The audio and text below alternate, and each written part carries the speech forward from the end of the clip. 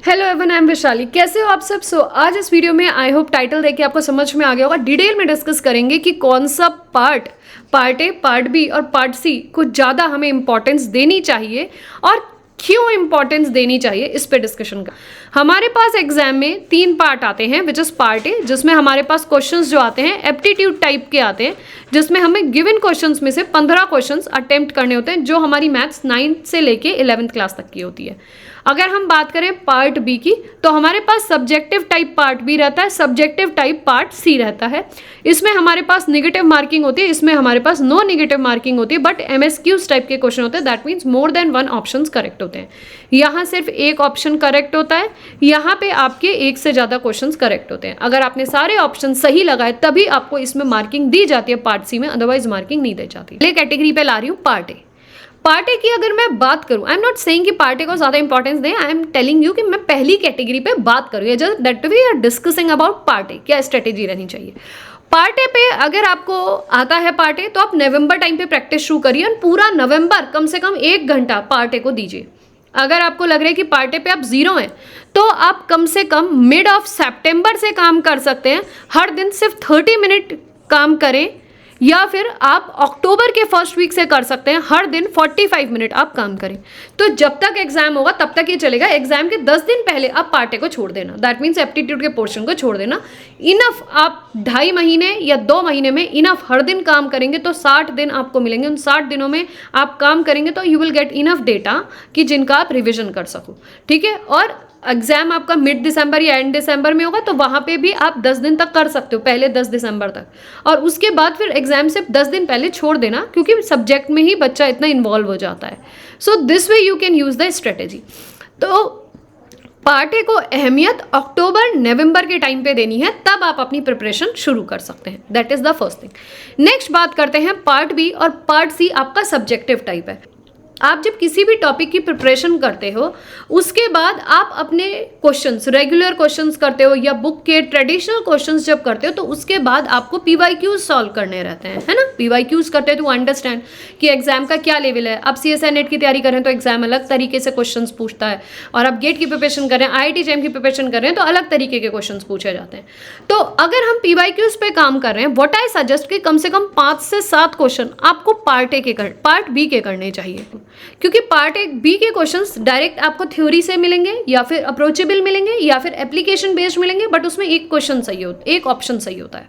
तो वहां से आप अपने कॉन्सेप्ट्स को बिल्ड कर रहे हो, प्लस सेकंड आप अपने को मोटिवेट कर रहे हो कि हाँ ये क्वेश्चंस मुझे अच्छे से समझ में आ रहे हैं। हो रहे हैं तो बहुत अच्छी बात है, नहीं हो रहे, थोड़ा टाइम भी लग रहा है, तो आप होने के नियर अबाउट हो। अब अगर मैं बात करूं कि बाकी जो 10 क्वेश्चंस हैं, बाकी जो 10 पीवाईक्यूज हैं, आप पार्ट सी के उठाइए।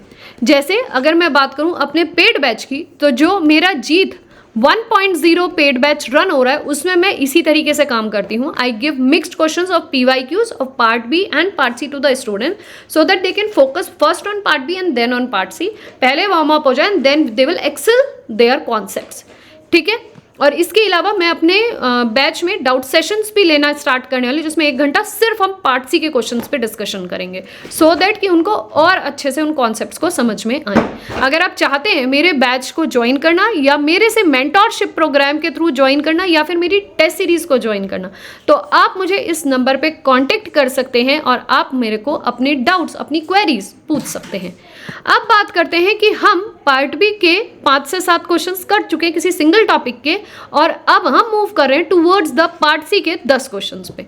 तो ऑब्वियसली है पार्ट सी के 2 क्वेश्चन नहीं हुए, 3 क्वेश्चन नहीं हुए। तो जहाँ भी आप तैयारी कर रहे हैं, जैसे भी आप किसी के अंडर कर रहे हैं या खुद कर रहे हैं, तो आपको पार्ट सी को थोड़ा एम्फेसिस देना पड़ेगा, क्योंकि जितने ज़्यादा क्वेश्चंस आप पार्ट सी के करेंगे, पार्ट सी में एक तो नंबर गेनिंग होता है, दूसरा पार्ट सी में प्रैक्टिस बहुत चाहिए होती है। क्योंकि जब पार्ट सी के क्वेश्चन में और पार्ट बी के क्वेश्चन में डिफरेंस क्या है, पार्ट बी में क्वेश्चन जो ना इंडिविजुअल कॉन्सेप्ट्स पे आते हैं मोस्टली 90%। पार्ट सी में जो क्वेश्चंस आते हैं वो सब्जेक्ट के कनेक्टिव क्वेश्चन, एक रफ रजिस्टर बना सकते हैं जहाँ पे पार्ट सी के सारे question subject wise, topic wise रखे हों। वहाँ पे आप बार बार उनको रीड कर सकते हैं एज ए शॉर्ट नोट्स। तो यहाँ पे आप क्या सीखोगे कि आप कॉन्सेप्ट्स को ज़्यादा अच्छे से पढ़ पा रहे हो, ज़्यादा अच्छे से समझ पा रहे हो। आप खुद ही समझने लगोगे कि पार्ट सी के किसी सब्जेक्ट से कैसे क्वेश्चंस बन रहे हैं। क्यों? क्योंकि हमने उस पर काम करना शुरू कर दिया, हमने रेगुलर लर्निंग शुरू कर दी उस चीज़ को लेकर। अगर आप इस तरीके से काम करेंगे तो आपको अपने पार्ट सी के अप्रोच को समझने का तरीका ही दूसरा मिल जाएगा।